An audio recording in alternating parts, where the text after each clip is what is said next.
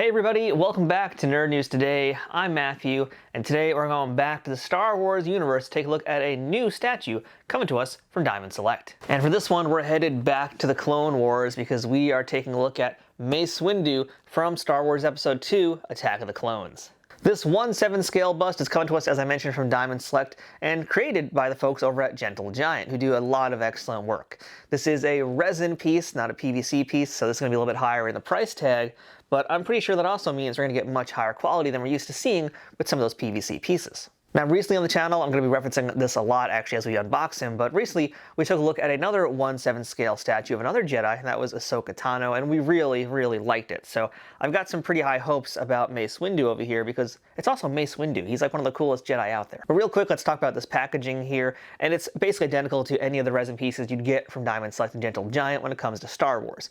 And what I mean by that, it's just got basically a whole lot of black across it, and that's about it. A lot of empty space, a lot of dead space really, but you do get really nice images of the statue from head to toe on 3 of the sides, which essentially make up as if he's kind of rotating around. You can kind of see it from, different angles each time you spin it around, so that's kind of interesting. At least you get to see a little bit of something. The back of the box has a close-up of him, giving us kind of a portrait look of Mace Windu, and underneath that we've got a bio with a little bit of information about him, and to help contextualize when this piece takes place, as well as some information about the statue itself and the limited edition nature of it. And this Mace Windu is limited to only 3,000 pieces total. Unlike the PVC pieces, these resin ones don't give you artist credit, so I can't really say who made this, but kudos to the team at Gentle Giant for hopefully what will be a very awesome Mace Windu statue, but we will be the judges of that. So, without further ado, let's go ahead and unbox our Mace Windu and get a closer look at him from all angles. And here is our Mace Windu out of the packaging now, and this looks like a mighty fine version of Sam Jackson, if I do say so myself. But you will notice he is missing one thing right now. That's because I wanted to show you guys. We get our purple lightsaber blade. It's right here, and it is detachable to the lightsaber that's in his left hand. So all we're going to do to get that in there is just slide it in. Simple as that. And just like the Ahsoka Tano, his blade is in the hilt. So let's go ahead now and let's take a quick rotation of our Mace Windu to get a better look at him from all angles, or at least as many angles as we can from this view. So yeah, initial thoughts on this Mace Windu is, wow. I gotta tell you guys, recently on this channel we looked at an Ahsoka Tano 1/7 scale statue as well, and I really like that one a lot. And this is, I think that was actually my first one in that style, I should add. So now that I've got 2 of them, I'm just like, okay, wow, this is really cool because they not only are in the same height and same scale, they're also full body statues, they're also Jedis, and they're in kind of similar poses, so that's a good thing for me because I'm thinking now of like uniformity throughout an entire collection, and that's what's got me really excited because, yeah, my Ahsoka Tano and this Mace Windu, they could basically stand side by side on the shelf, and they're going to look really seamless together. And that's what I want. I want something that I can collect and really build out, and I'm getting that feeling here from these pieces. So yeah, very excited about a lot of potential for this Mace Windu, and really for just all these other 1/7 scale statues. But first things first, let's go ahead and start talking about the likeness here. And the question is, does this look like Mr. Samuel L. Jackson? Well, to quote him, or paraphrase him I should say, you mother effing right, you mother effers. I don't want to get demonetized, sorry folks. So I think this is a really solid likeness of Sam Jackson. It might not be like necessarily a perfect 10. It's not necessarily the most detailed either, but for what it is and for, again, this price point, I think it's really excellent. I think it's really well done. It really captures a lot of the energy and the feel of Sam Jackson. It definitely is him. It completely reads like him from every angle, no matter how I'm looking at it.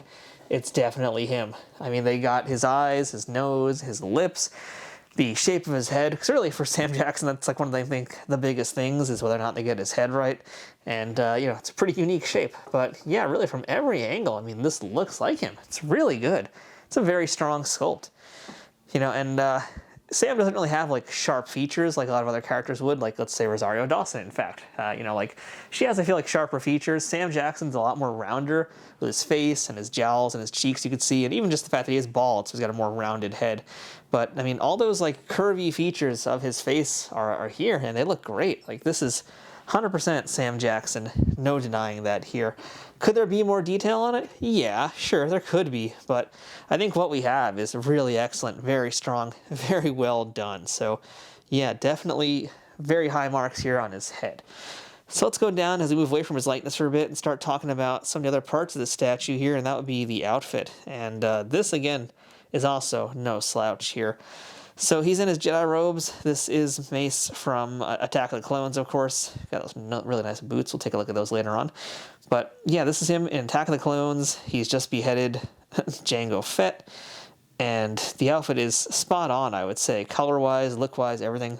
Like, this is looking very good, very sharp. Well, maybe not the best choice of words for the Fett family, but yeah, this has totally got the right look.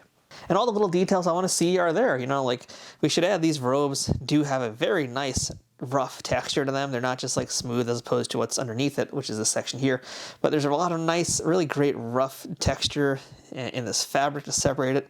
Likewise on the sleeves as well, you're getting that same texture. And it's a great juxtaposition to the bald head of Mace, as well as the rougher texture that's on the base on the bottom as well. But again, we'll get to those in a little bit. So let me just turn him around for a second as well so you can get a better look at how his outfit is from behind, which is not the most exciting, but, you know, again, there it is. You can see how this all works out, how it folds itself together. We've got a nice little pouch on his back as well, on his belt, I should say. Let's get a closer look at that. In fact, you can see that's some of the cool detail that you get with these statues here. Just nice little pouch, really well painted. We'll rotate him back around so you can see some more of the stuff here. And yes, his lightsaber just fell out. So you know what? Since it fell out, let's just talk about that lightsaber hand for a second here. Let's get a closer look at that. And this is Mace's saber. It's very screen accurate as far as I can tell. And one more time, we'll just go ahead and show you how that goes in. So yeah, it is a little loose. This one's a little loose. I will say at the very least that the blade is straight, because that's sometimes an issue with these things because of how they attach. Sometimes the blade tends to flop over. You know, physics and gravity will kick in eventually if this is up for too long. But this one's actually holding fairly nice as far as it's like maintaining the line of the lightsaber. But it is kind of funny that that fell out. I don't really think it's a problem. I don't really think it's going to be an issue because you're not going to really be moving around your statue, because otherwise you can see it's sitting in there just fine. So I'm not really concerned about that. But again, it is cool that you guys can actually see what that does and how that works. And yeah, we'll just go back to the front of his belt now because I want to show you some more of the details that are in there, since there's a lot of really cool stuff there. So you got his belt buckle. There's some more pouches on the side, some other little doodads here. I don't know what those things are. You've got a little more of that. It's kind of similar to what's on the opposite side, actually just painted a little bit differently. But yeah, all sorts of Mace Windu doodads across his outfit there. And the nice thing too about it is it's got a lot of nice weathering on it. You know, like you see a little bit of it here from the front and some of the folds and such, but you really get a better look at all that weathering here in the front section. This part in particular is much darker than the rest of it. There's a little bit of like weathering on this and on the sleeves as well, but this is the darkest bit here. It's a little, that part's a little much, I feel like. It's very noticeable, as opposed to like if you see the arms, like, yeah, that actually is two different tones there. It's very subtle and very nicely, smoothly blended in, and you can see the same on both arms, in fact. So, you know, it's not like it's a mistake, it's meant to be that way.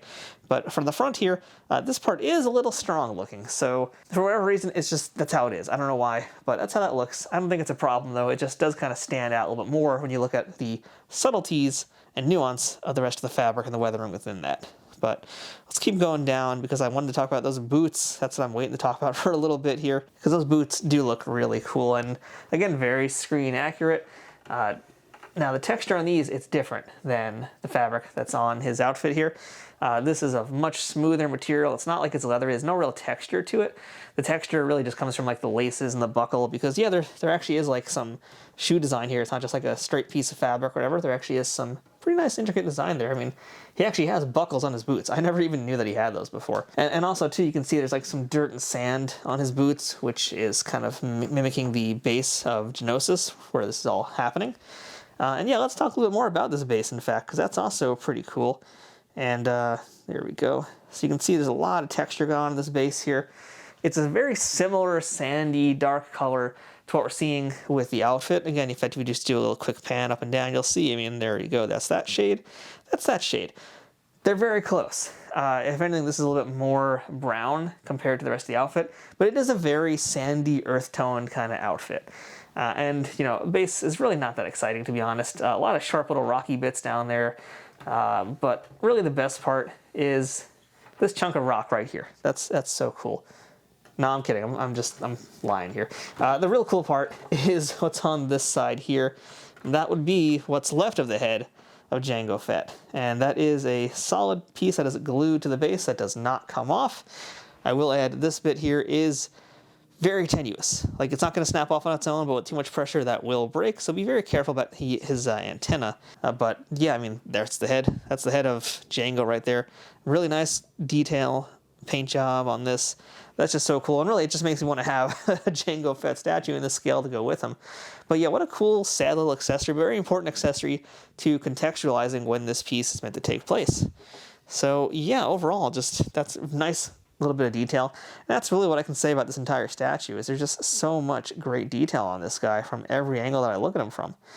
I mean, this is an excellent Mace Windu, and I gotta tell you guys too, for a resin piece, the price is pretty darn great too. I think this guy right now you'll find in the range of like around 175 to 200, I believe, and that might go up or down depending on scarcity or what time of the year you're getting it from, but you know, overall, it's a really great looking, impressive piece, and I think it's a really solid price as well. There's so many little details that Mace has all over his body, whether we're talking about the belt buckle or dirt on his boots. You know, every little thing here is covered, and all the different stories are told with this piece, and that makes it really exciting because there's so much to talk about, so much to look at here. And again, I really do think it's going to be a wonderful piece to have in your collection, just to have it standing up with other characters, because like I mentioned, Ahsoka, I have recently reviewed on this channel. There's, I'm sure, others in this scale that I'll be getting to as time goes on. But yeah, fact is, like, there's a lot going on with this piece here, and the attention to detail is remarkable. The paint job is great all around, too. I mean, really, the only thing that was odd was that little part of his tunic in the front, but you're seeing the boots again right now. I mean, look at how nice those boots are. Look how great in weather they are. They're multiple tones. I mean, this piece really is an excellent version of Mace Windu. Highly recommend this one for you guys out there who are Star Wars fanatics. You will not be disappointed. And yes, the only weird thing about it, I'd say, would have been the lightsaber and how it kind of like fell off at that one moment there, but that was totally a fluke. And if you're not moving Mace Windu around, it's not going to be a problem. So really don't worry about that. That was a flub from me. And I should add too, by the way, that the bottom of the base, I'm not going to pick them up now, but the bottom of the base will have a number on it, which will let you know just what his limited edition is. And in addition to that number on his base, the box is also numbered, and he also comes with a certificate of authenticity in the form of this little trading card right here. So if you want to pick up this Mace Windu statue for yourself, go ahead and check out my affiliate links in the description below. I'm going to have a few different places you can pick up this statue, and if you click on any of those links, it supports this channel at no extra cost to you. So until next time, I'm Matthew. That's our look at the 1/7 scale Mace Windu statue from Star Wars Attack of the Clones Episode 2. I'm Matthew. This has been Nerd News Today. Thanks for watching, and may the Force be with you.